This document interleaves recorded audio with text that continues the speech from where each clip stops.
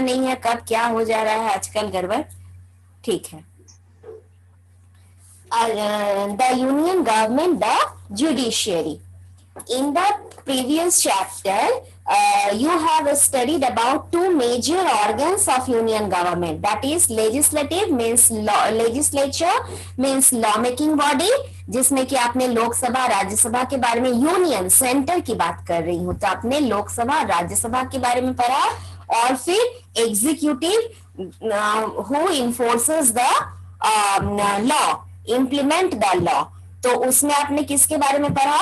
तो एग्जीक्यूटिव में किसके बारे में पढ़ा? यूनियन एग्जीक्यूटिव, जिसमें कि तुम लोग प्रेसिडेंट के काउंसिल ऑफ मिनिस्टर्स, प्रेसिडेंट के बारे में पढ़े, उनके हाँ काउंसिल ऑफ मिनिस्टर्स के बारे में पढ़े, उनके फंक्शन पढ़े, पावर पढ़े, ये सब आप पढ़े। तो सारा रिकॉल हो गया कि क्या क्या आपने पढ़ा है एग्जीक्यूटिव में। ये कोई फिर प्रभात प्लस सिंह लिख के रखा, मैं नहीं एडमिट करने जा रही हूँ।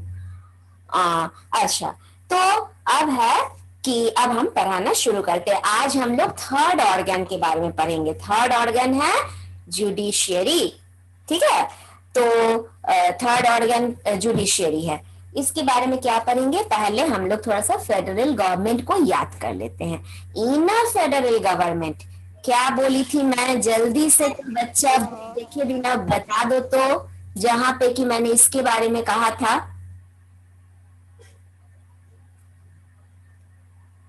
Power is divided under two heads. Two head, Power is divided under two heads. ठीक है जी, एक है सेंटर और एक है state.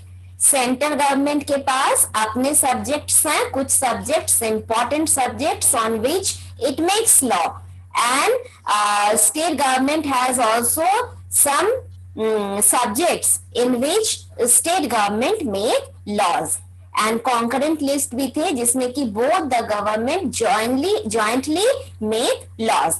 These things you know well. तो in a federal government it is essential to have a judiciary which not only resolve dispute means झगड़ा, judiciary से झगड़े ही नहीं निपटाता है, but is the final interpreter of the constitution. वो final interpreter है constitution का, जो वो बोलते हैं जुडिशियरी, सुप्रीम कोर्ट जो कि हायरकी में सबसे ऊपर है, वो उसकी बात सबको माननी पड़ती है। whenever a dispute arises regarding property, जमीन जायदाद का मामला, तो हमेशा ही हम झगड़े होते रहते हैं, हमेशा ही झगड़े होते रहते हैं। तो उसके लिए क्या चाहिए? जुडिशियरी चाहिए, ठीक है, जो कि झगड़ों का निपटारा करेंगे। फिर क्या है?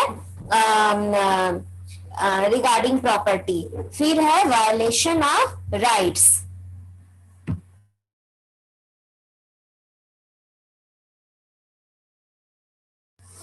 वायलेशन ऑफ राइट्स, आपके किसी फंडामेंटल राइट अगर हैम्पर होने लगे तो भी वो हम लोग कहा जाते हैं, we people take help of the court, ठीक है। और फिर क्या है? अब्यूज ऑफ पावर, कोई ताकत दिखाता है, वायलेंस, कोई कुछ वायलेंस, हिंसात्मक रुख कोई अपनाता है, कुछ भी करता है, किसी को मार धाड़, कुछ भी। एक्सप्लॉयटेशन, आपने बॉन्डेड लेबर पढ़ा, चाइल्ड लेबर पढ़ा, जो कि 14 ईयर्स से कम एज के बच्चों से जो जबरदस्ती काम करवाए जाते हैं या फिर काम करवा कर उनको मजदूरी न दी जाती है। These things are exploitation. तो इन सब से रिलेटेड मैटर के लिए हम लोग कहाँ जाते हैं? हम लोग कोर्ट जाते हैं, ठीक है। Judiciary help us to settle the disputes, the court gives justice to the aggrieved party. Therefore, a system of courts under an independent judiciary is the foundation of our democracy. Independence of judiciary. अब judiciary का independent होना कितना जरूरी है? आप जानते हो कि प्रेसिडेंट बहुत पावरफुल है, प्राइम मिनिस्टर पावरफुल है, काउंसिल ऑफ मिनिस्टर्स, तो इन लोगों का कोई प्रभाव, कोई इफेक्ट एडमिनिस्ट्रेशन पर ना पड़े, उनका बोलबाला ना हो, कोई जुर्म करे और किसी पावरफुल पर्सन की वजह से वो छूट जाए, ये सब ना हो, तो जुडिशरी का क्या होना जरूरी है? जुडिशरी का इंडिपेंडेंट होना बहुत। पूरी वीडियो लास्ट तक। Someone is talking. अच्छा, और impartial, not only independent, impartial, वो कोई partiality नहीं करेगा, unbiased, वो कोई discrimination नहीं करेगा, ठीक है? Judiciary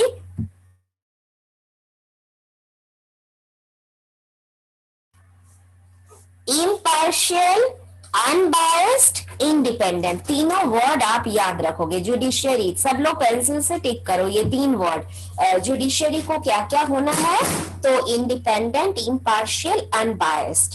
the judiciary not only protect the rights of the citizen but also resolve various dispute, बहुत सारे झगड़े का ये निपटारा भी करता है। Arising out of civil cases, criminal cases. अब ये सिविल केस, ये क्रिमिनल केस है क्या? तो आप आगे पढ़ोगे कि सिविल केस और criminal case.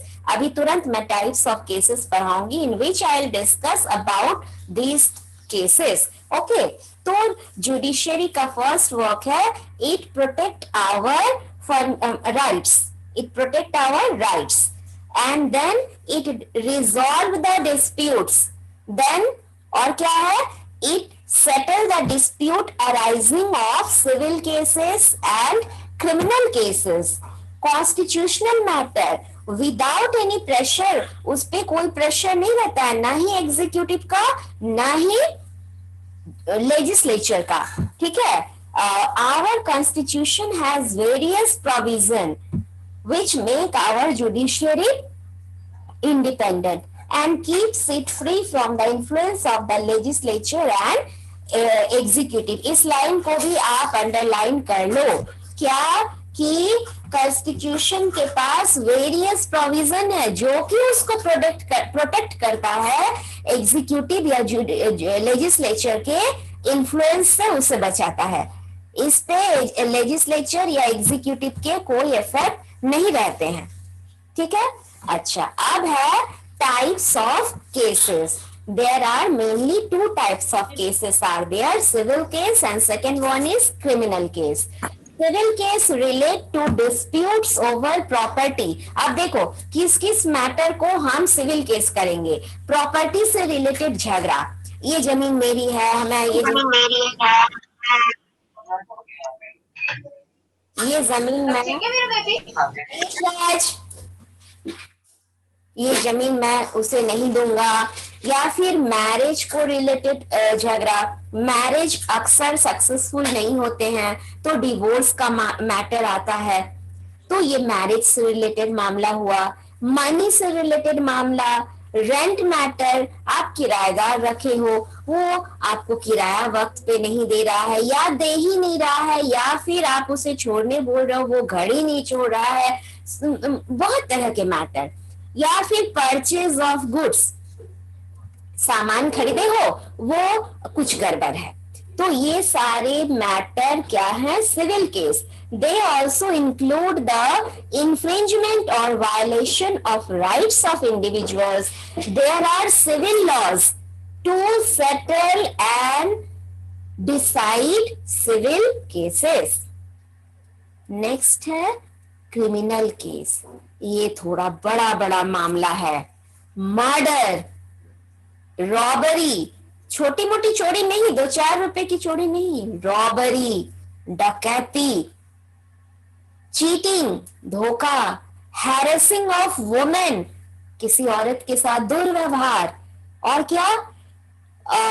Violence, beating, kidnapping, these are included in criminal cases. ये क्रिमिनल केस में आते हैं। और ये आपका टैक्स इवेजन, अगर आप टैक्स भी वक्त पे ना देते हो, ये भी देखो, tax evasion is also a criminal offence. और क्रिमिनल केस के लिए हमें पहले क्रिमिनल केस कैसे शुरू होगा, वो केस स्टार्ट कैसे होगा, by lodging FIR। Full form है फर्स्ट इंफॉर्मेशन रिपोर्ट। आपको जाकर पुलिस स्टेशन में FIR लॉन्च कराना होगा।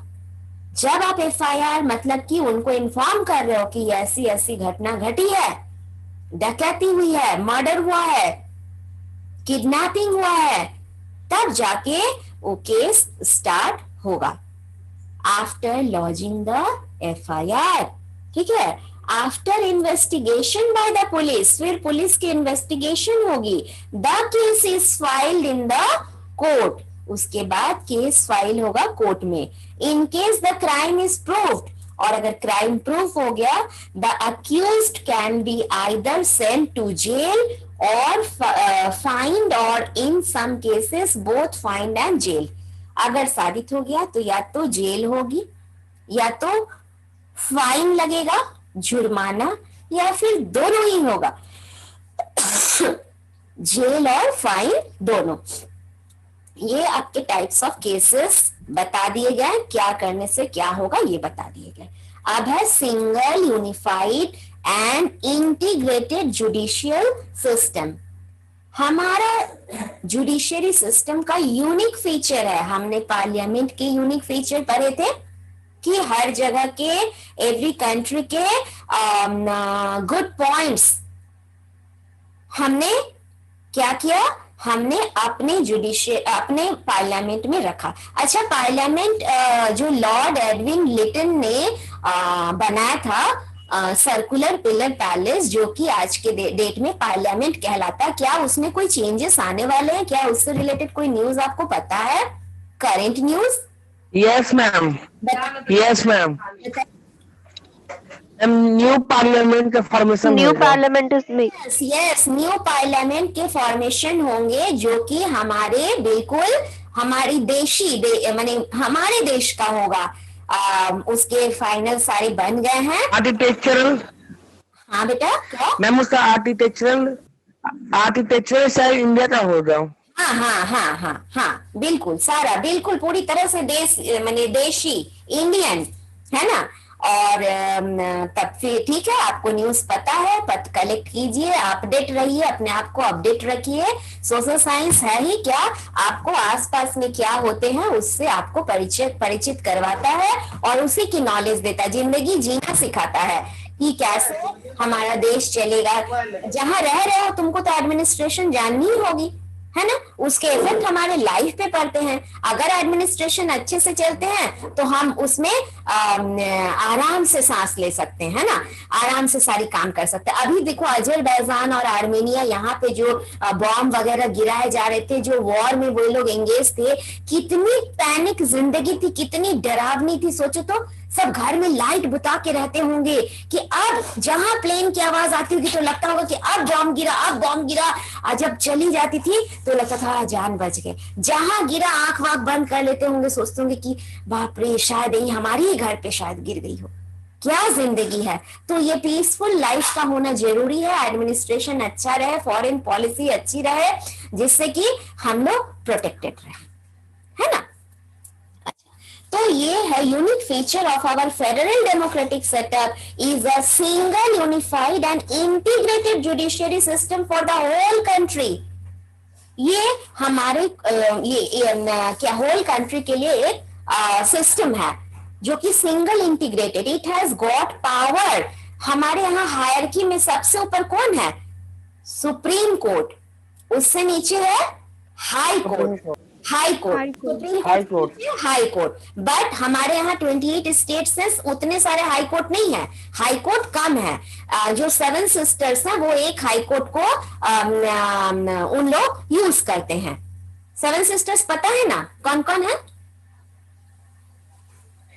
Arunachal Pradesh, Assam, Assam, Manipur, Nagaland, Tripura and others. उन लोग एक इसी तरह से उतने सारे नहीं है जितने की स्टेट्स हैं, ठीक है। और फिर हाई कोर्ट से नीचे जो है सबऑर्डिनेट कोर्ट्स हैं डिस्ट्रिक्ट लेवल पर, सिविल कोर्ट। हाँ, तो सुप्रीम कोर्ट। तो सुप्रीम कोर्ट को क्या कहा जाता है? उसको कहा जाता है गार्जियन। वो it supervise the work of all other court below it.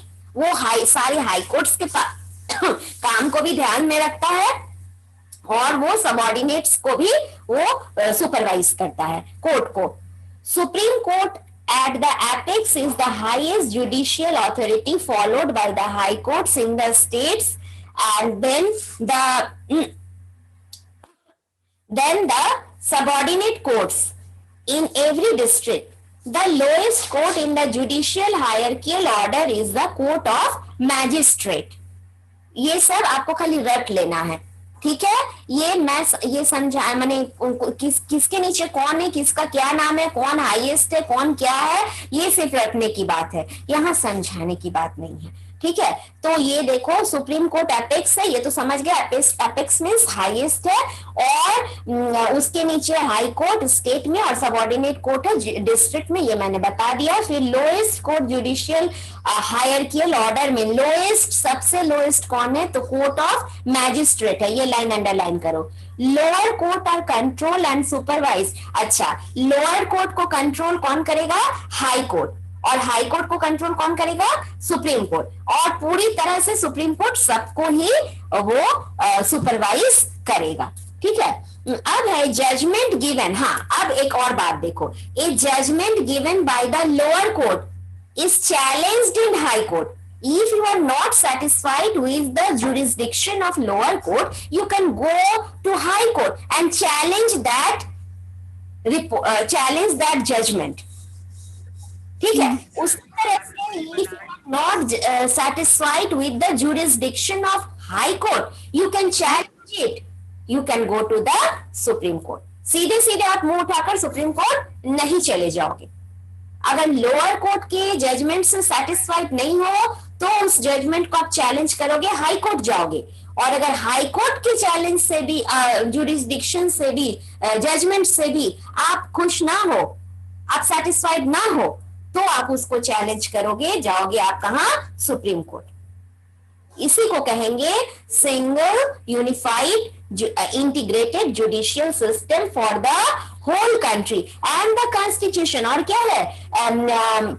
The constitution of India says that the law declared by the supreme court shall be binding all the courts within the territory of India. जो judgment supreme court ने दे दिया है उसको Indian territory में सबको मानना होगा, ठीक है? तो इस लाइन का मीनिंग, इस लाइन से एक क्वेश्चन आते हैं कि what do you mean by single integrated judicial system, तो आपको सिंपली ये सब बातें लिख देनी है, ओके?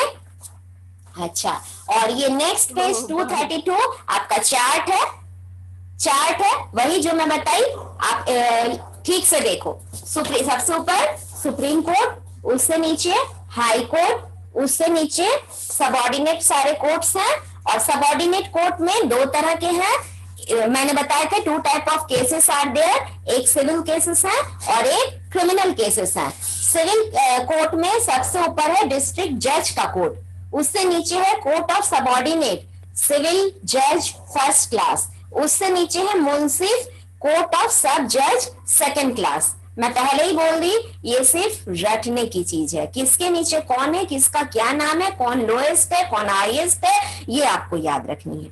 और क्रिमिनल केस में सबसे ऊपर है सेशन जज या फिर एडिशनल सेशन जज का कोर्ट, उससे नीचे है असिस्टेंट सेशन जज, उसके नीचे है चीफ जुडिशियल मैजिस्ट्रेट या फिर चीफ मेट्रोपॉलिटन मैजिस्ट्रेट, उसके नीचे है court of magistrate of second class, उसके नीचे है court of magistrate of second class special judicial magistrate. अब चलते हैं नेक्स्ट पेज। अब है now we will read about supreme court of India when it was set up. तो supreme court was established on 26 January 1950। तो ये 26 जनवरी का बहुत इंपॉर्टेंस है हमारे देश में।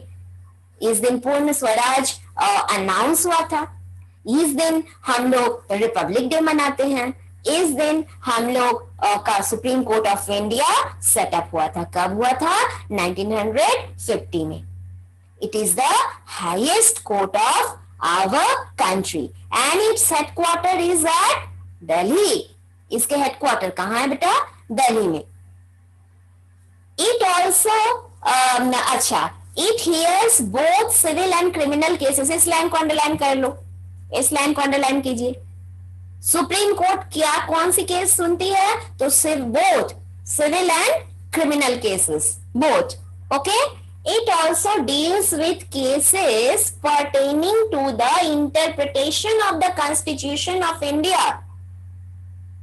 और एक बात बता दूं, अब मैं पावर एंड फंक्शन जब पढ़ाने लगूंगी सुप्रीम कोर्ट के, तो फिर मैं ट्रिक बताऊंगी याद करने के. तो क्लासेस जरा ध्यान से करना, मेरी क्लासेस, ठीक है? और उसमें आपको पढ़ते पढ़ते ही आपको आंसर याद हो जाएंगे. ओके. तो अभी है कॉम्पोजिशन. सुप्रीम कोर्ट में कौन कौन है? कई बार बताई थी ना कॉम्पोजिशन, बनावट, जैसे कि फिर मैं सॉस का एग्जांपल देती हूँ. Maggi hot and chilli tomato sauce में क्या क्या है? तो टोमेटो है, जिंजर है, ओनियन है, गार्लिक है, शुगर है, सॉल्ट है, प्रिजर्वेटिव है, सो मेनी थिंग्स. तो सुप्रीम कोर्ट में क्या है? एक chief justice and maximum number of 31 other judges. एक chief justice and maximum number of 31 other judges who are appointed by. कौन अपॉइंट करता है बेटा सुप्रीम कोर्ट के चीफ जस्टिस को? President of India. President of India. President of India. All the appointments were done by president. ठीक है ना? तो on the recommendation of Prime Minister. Prime minister वो अपॉइंट करते हैं, बट रिकमेंड कौन करता है? तो प्राइम मिनिस्टर. ठीक है. अब है इट इज, अब फिर पेंसिल लो, फिर पेंसिल लो. देखो एक बहुत बड़ा वर्ड आ रहा है, the recommendation of collegium system. ये कोलेजियम सिस्टम क्या है भाई? COLLEGIUM.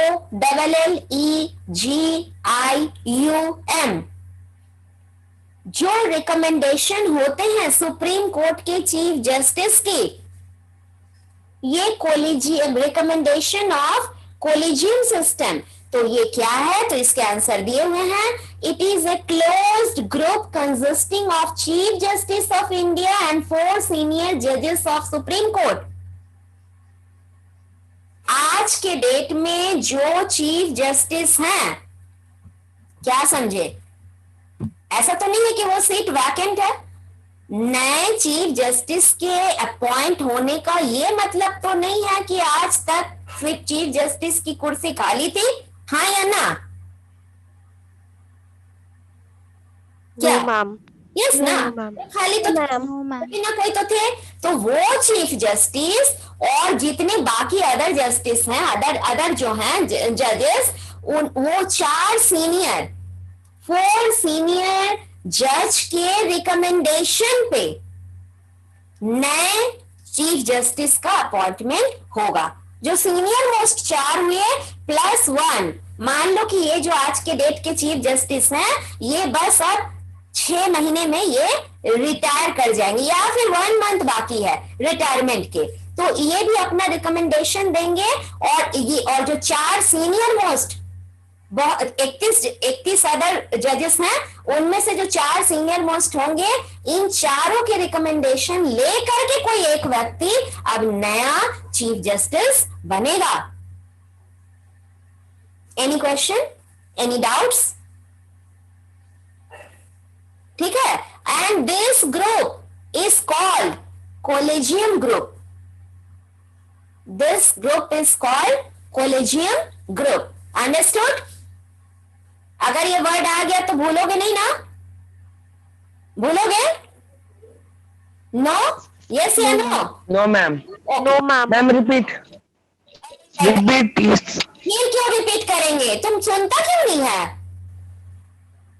Chief justice and 4 senior most judges are collectively gave their recommendation for the appointment of new chief justice. So this group is called collegium group.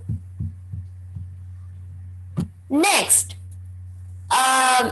while appointing the chief justice, the president consult other judges. वही 4 other judges होंगे as, और एक chief justice होंगे as she or he deems proper.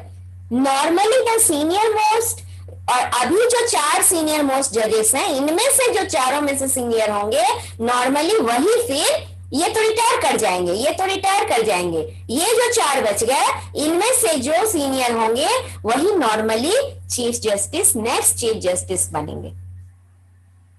ठीक है, तो normally the senior most जज of the supreme court is appointed as the chief justice of India. Similarly, the other judges of the Supreme Court are also appointed by the President of India. अब है qualification of जजेस। उनके qualification क्या होते हैं? तो सबसे पहली बात कि वो क्या होना चाहिए, वो सिटीजन ऑफ इंडिया होना चाहिए। सेकंड है जज ऑफ द हाई कोर्ट और courts for a minimum for 5 years।